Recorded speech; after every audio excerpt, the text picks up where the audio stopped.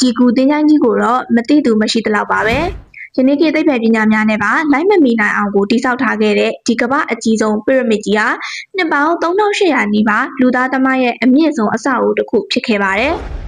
ရှေးခေတ်သမိုင်းရဲ့ထူးဆန်းအံ့ဖွယ်ခုနှစ်ခုတည်းကတစ်ခုဖြစ်ပြီးလက်ရှိကမ္ဘာရဲ့အပြောင်မြောက်ဆုံးဘီတုကလက်ရဆိုလည်းမမှားပါဘူးအခုဖော်ပြပေးသွားတာတွေကတော့ထင်ရှားတဲ့ UNESCO ရဲ့တဘာဝယဉ်ကျေးမှုအမွေအနှစ်နေရာတွေပဲဖြစ်ပါတယ် UNESCO စည်းဝင်နေရာဖြစ်နိုင်ဖို့အတွက်အခြေအနေတွေကိုက်ညီုံနဲ့ဖြစ်နိုင်ပြီးကိုယ့်ဘက်မှာတော့အခြေအနေတွေလုံးဝမကိုက်ညီလို့သူမနဲ့ဝေးနေခဲ့ရတာပါ